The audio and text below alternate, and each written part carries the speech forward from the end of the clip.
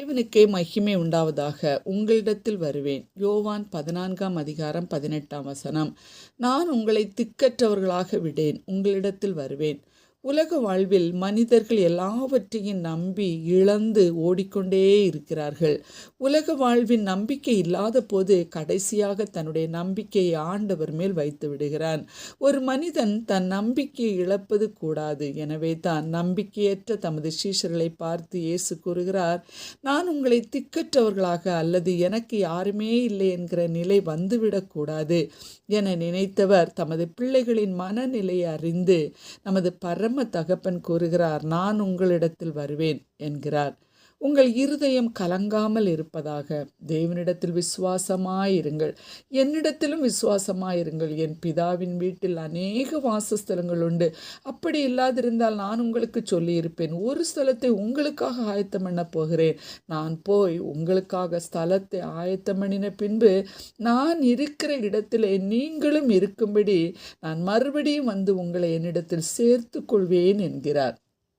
பிரியரே, யாருமே சொல்ல முடியாத உறுதியான வாக்குறுதியை நம்முடைய பரம அப்பா நமக்கு தருகிறார். அவர் வரும்போது சும்மா வெறுமையாய் வரமாட்டார், நமக்கு பரிசு பொருட்களையும் கொண்டு வருவார். இதோ சீக்கிரமாய் வருகிறேன், அவனவனுடைய கிரியைகளின்படி அவனவனுக்கு நான் அளிக்கும் பலன் என்னோடு கூட வருகிறது என்கிறார். திக்கற்றவர்களுக்கும் விதவைகளுக்கும் நான் தகப்பனாய் இருக்கிறேன் என்று கூறுகிறார். நான் உன்னை திக்கற்றவர்களாய் விடமாட்டேன் என்று உறுதி கூறுகிறதை பார்க்கிறோம். இன்றும் கணவனை இழந்து, மனைவியை இழந்து, பிள்ளைகளை இழந்து, பெற்றோரை இழந்து, உடன் பிறப்புகளை இழந்து, ஏன் எனக்கு இத்தனை இழப்புகள்? காரணம் என்ன? நான் என்ன பாவம் செய்தேன் என்று புலம்பும் நம்மை பார்த்து ஆண்டவர் கூறுகிறார், நான் உங்களை திக்கற்றவர்களாக விடமாட்டேன், உங்களிடத்தில் வருவேன் என்கிறார். மனிதர்கள் கூட நம்மை விட்டு போய்விடுவார்கள், மறுபடி விசாரிக்க மறந்து போவார்கள்.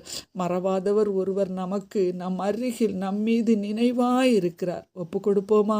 உலகத்தின் முடிவு பரியந்தமும் சகல நாட்களிலும் நான் உங்களோடு கூட இருக்கிறேன் என்று சொன்ன தேவன் நம்மோடு கூட இருந்து நம்மை உயர்வை கண்டு அவர் மகிழ்கிற தேவனாக இருக்கிறார்.